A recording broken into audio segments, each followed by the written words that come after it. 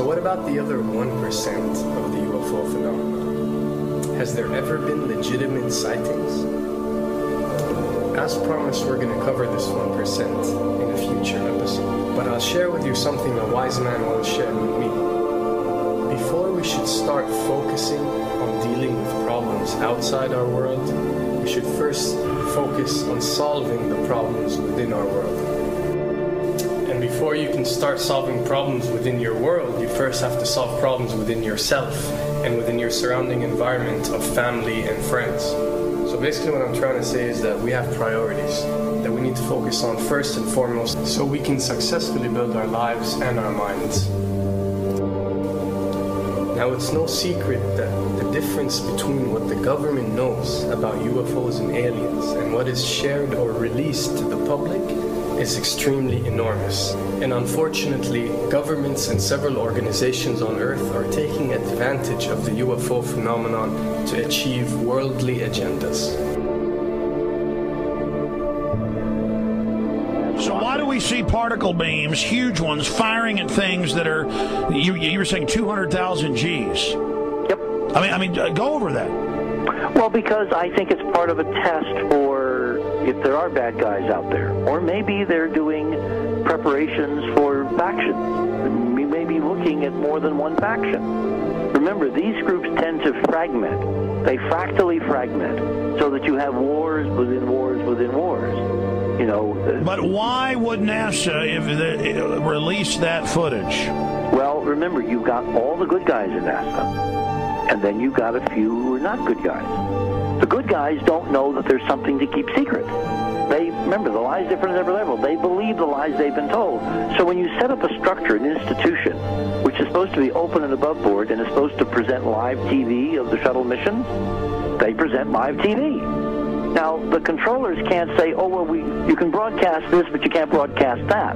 Because the honest guys will then say, sure. Well, why can't we broadcast that? So people always say if this was happening, it would come out, and it is coming out. Well, I mean, I agree with you. When you've got the Catholic Church saying we need to love the aliens, they're our brothers, when you've got every major denomination saying it, when you've got all the movies, and you've got, in the 80s, huge programs at the Olympics with aliens landing, fake aliens, and you've got huge things the size of 3 football fields floating over Dallas and stuff all over the place. Something's going on. And then I read government documents about fake extraterrestrial landings. Any of this. Why? I mean, you believe it's fake. Remember Operation Northwoods? Yes. Okay. Or we can go to the, September 11th. Governments do huge, big things to sway populations at key nodal points in history. They love hoaxes. Yeah, well, it's manufactured history is what it is. We are building, all my UFO friends, I need to shake them because they're so, frankly, they're extremely naive, Alex. They really believe we're building toward disclosure. I believe we're building toward a mass, carefully manufactured fake event where ETs, who are really humans, who are really part of this secret clique, who are probably Nazis, who have developed and perfected their technology from World War II, which is why you've got to get, Joseph on. They are going to basically fake out the world. And there's an incredible window on the Nazi black ops programs, the compartmentalized, incredible high technology efforts that were being funded by the Nazi war machine, particularly toward the end of the war in a desperate effort to win the war, and they fastened their hopes on several key technologies, some of which appear to be the control of gravity itself, which again is a separate piece of data from my work, which came at this from a hyperdimensional physics perspective. We know there's a lot of suppressed technology. 20 years after the B-2 bomber was already in service, they declassify it. So we have a lot of cases of that. We know there's a whole shadow government. This is technology in physics, Alex, that would make anything you think you know like a candle flame compared to a hydrogen bomb. This is a physics that literally allows you to rearrange time.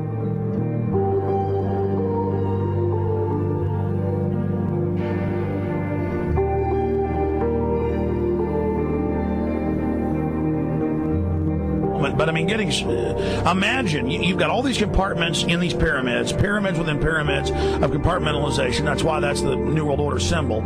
And we don't know what they've got because they are so secret. We know they lie so much. We just know it's advanced. Mainline scientists say they're 30 years advanced. So Richard C. Hoagland, what I'm saying to you is, I'm entertaining what you're saying. I respect you. I think you're a great guy. My only issue is, like you said, dealing with what we know they could be up to. The fact, Alex, we have done experiments. We have our own data. We have experiments now from the Soviet Union. 30, 40 years when the Iron Curtain came down, when glasnost finally prevailed, a huge amount of stuff was declassified from the KGB as well.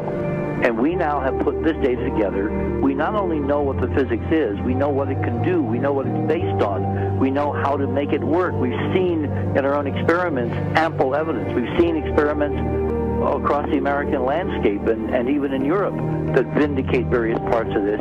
And the latest thing I'm working on, it looks like von Braun himself was deeply involved in some of this early physics experimentation, but they're keeping all the good stuff for themselves. The reason is that if we got access to the good stuff, if we got access to the technologies, the energy, we wouldn't be worried about $4, $5 a gallon gas or $10 a gallon gas.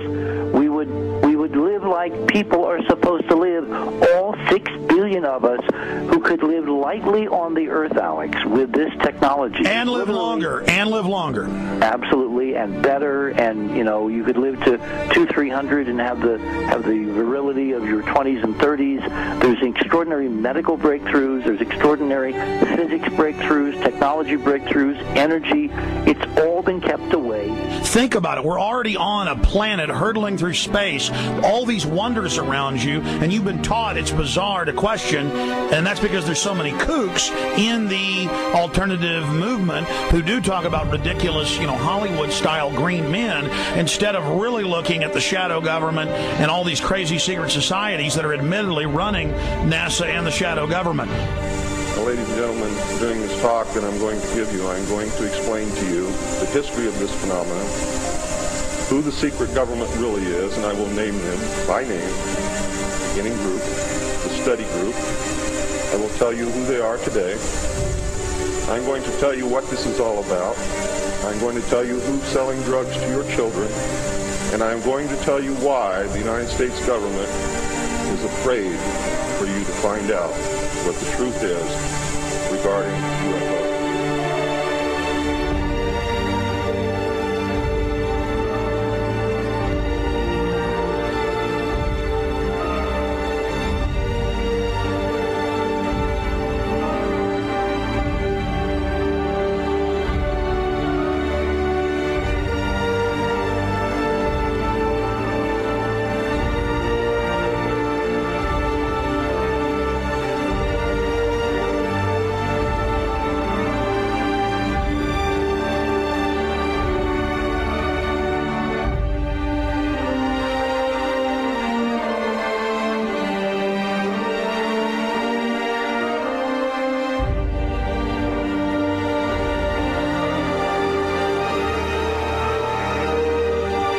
And it turns out that even though she remembered that she'd been part of the team to debrief the astronauts, she couldn't remember a thing that they said. She couldn't remember why she no longer was working with NASA. She couldn't remember. In other words, her memory lapses were enormous, and I don't think they were feigned, because we now found the same pattern in all the flight crews. Because the awful truth, Alex, is they have been brainwashed. They have been mind controlled. They have had a technology, a very sophisticated technology, which took away the real missions that they experienced.